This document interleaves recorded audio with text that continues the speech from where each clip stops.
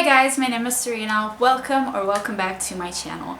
Today I wanted to talk about something that I have experienced this year. Maybe some of you can relate. I just wanted to share my experience, and I know it's not bookish, but I have talked about going abroad and university before. I've talked about high schools, Italian high schools. I talked about Italian universities. So let's just add this one to the list because I feel like sharing, and maybe this could help someone. Who knows? I have studied abroad from the last week of January 2020 until, let's say, the first half of March, but I actually stayed in the UK in Liverpool up until the 3rd of April, because in Italy things were way crazier than they are now, and we just had to wait. So I came back home to Italy on the 3rd of April. I want to talk about my experience since the beginning. I studied abroad thanks to Erasmus. The Erasmus project is a European Union student exchange program established in 1987. So I did this thanks to that, and there are a lot of steps to do. So I'm just gonna briefly tell you what I've done. Basically, I decided that I wanted to do this experience since my first year of university. I go to university in Italy. I study communication. It takes 3 years to get this degree.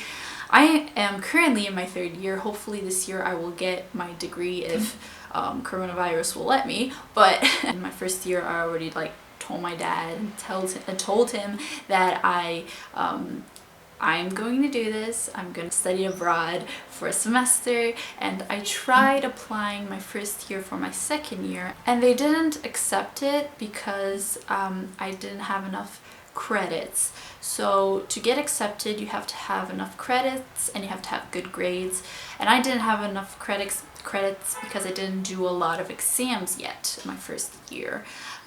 So I tried again my 2nd year for my 3rd year this year, and I did have enough credits because I did a lot of exams just for this purpose, and I studied way more than I should have, but it was all worth it because I got accepted last year and I was so happy. I was very much looking forward to this.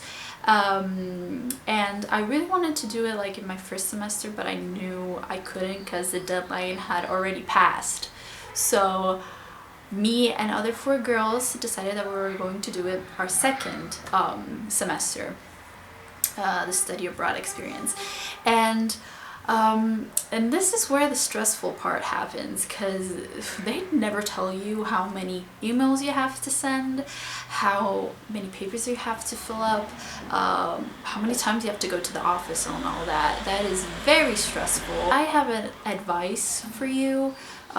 Don't give up. I know you might feel like giving up because you have no idea what to do and it's all crazy, but no one is going to help you. At least that didn't happen with us.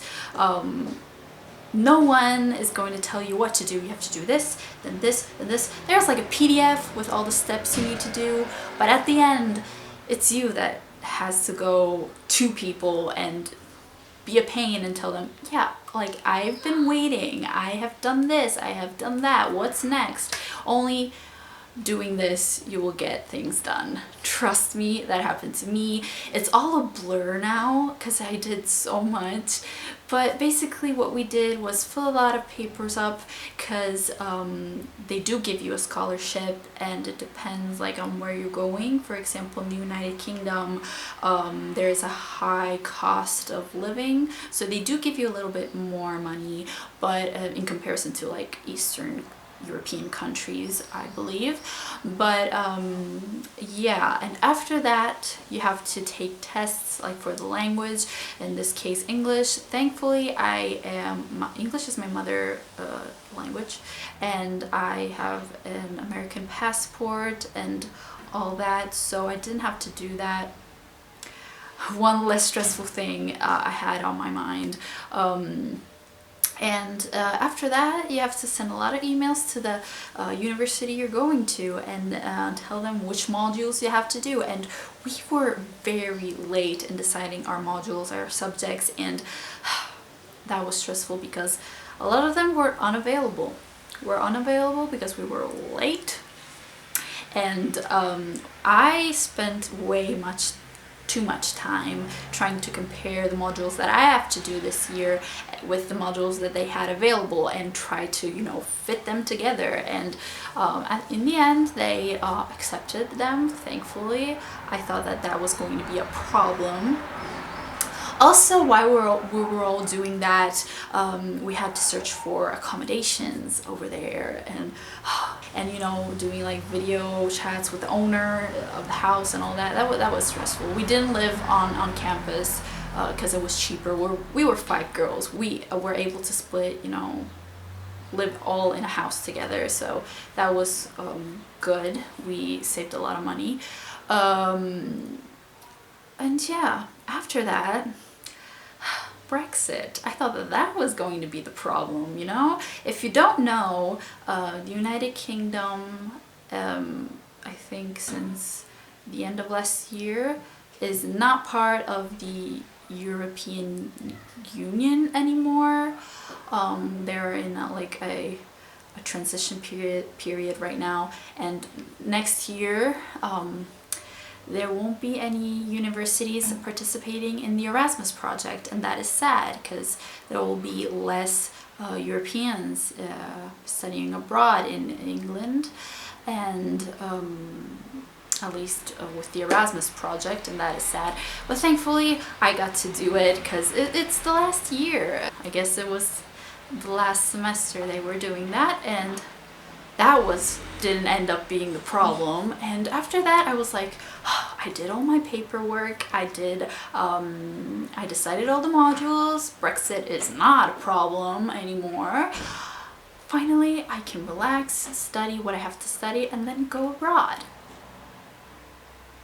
Little did I know that a pandemic would have come in 2020.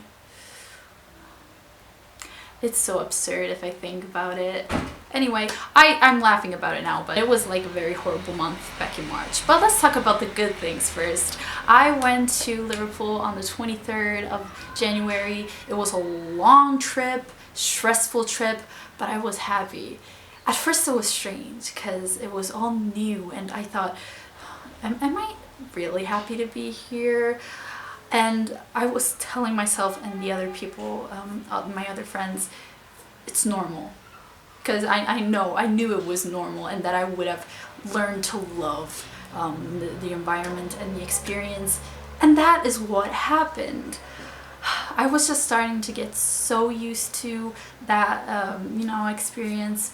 And then it got interrupted abruptly. The first day, like orientation day, was so exciting and so strange because it's so different from Italy.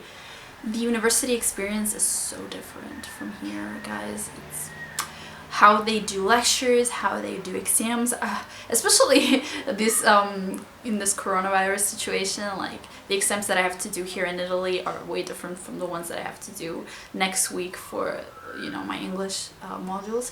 But yeah, so different, so fun. I met a lot of people, not as much as I wanted to. I was waiting for, you know, my trips, and we needed more time because we didn't live on campus, and it's harder to make friends if you don't live on campus. But I did make some friends. Trips, I went to Stratford-upon-Avon, if I pronounced that right. Chester, Leeds, Snowdonia. Those were amazing, and I really wanted to see more. We had a trip to Dublin planned in Northern Ireland in March, at the end of March. We also had a trip planned for Scotland in April, Peak District, Lake District, and York. Yeah, and that didn't happen. I'm waiting for the pandemic to end to see those places. But it won't be the same because I was going to do that with, you know, strangers, with people, new people on my own, and you know, But yeah, it is what it is.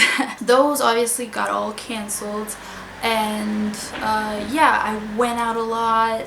I like when I'm telling you guys, I wanted to do this experience because I wanted to get out of this house, this town, for reasons other than vacation, you know. 5 months being independent, and guys, you learn a lot by living alone.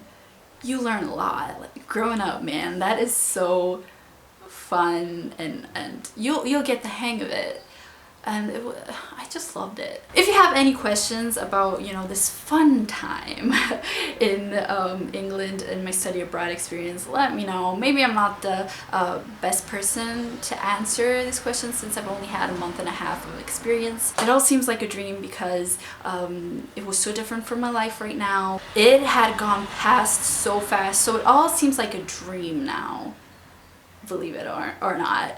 But yeah, if you have any questions, let me know. Let's talk about the COVID part of it all. I think it all started the 11th of March. I was at a uni trip at the beach at Formby, and I was enjoying my day. I got an email saying that the Peak District trip got canceled, our Scotland trip got canceled, and that ruined my day. I was so sad. I got home, we talked about it, and by that point Italy was already in lockdown, so we knew what was coming next. We knew.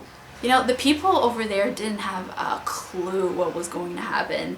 They thought that it was something in Italy, and sometimes they were like, "I'm sorry that this is happening over there," and I'm like, unfortunately, I will not be going back for Easter and all that. I didn't think it was going to be that bad. I never imagined that everything would have been canceled. But when I received that first email, guys, I knew. It was the beginning of the end. And I was telling everybody, all my friends, Italian friends, guys, we were like that in January. We never thought that this thing in China would have come here in Italy. We weren't serious about it. So I didn't blame them for being so calm at the time. But then the other countries caught up and figured out that this is real, this is serious, and so they started locking everything down. The university closed, that was the next step.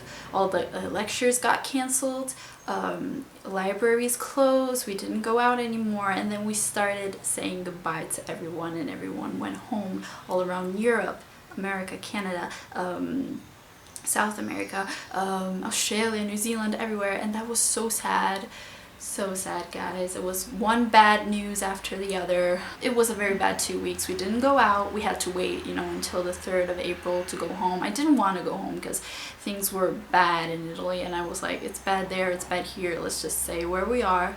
But then we got the opportunity to go home, and we did. The 3rd of April we went home. I stayed alone in an apartment for 2 weeks because that is what we had to do, and at the end of 2 weeks we took a test. It was negative, and now I'm here in my room at my house. Things are slowly getting better, like opening up, and we can go to see people, go in stores, gyms, like with all the safety precautions. There are a lot of rules. It's annoying, but we have to follow these rules if we want to avoid you know, the cases going up again. I think I pretty much said everything that I wanted to. I think if you have any questions, let me know. If you had this experience like me, let me know. We're all in this together, and I know people say there are worse things happening, people have it worse, and I agree. I totally agree. There are some people who have a family member in the hospital, people who are in the hospital, and in general, there are worse situations than mine, but it doesn't make my situation less sad for me, you know? I hope that makes sense. I will talk to you guys in my next video. Bye.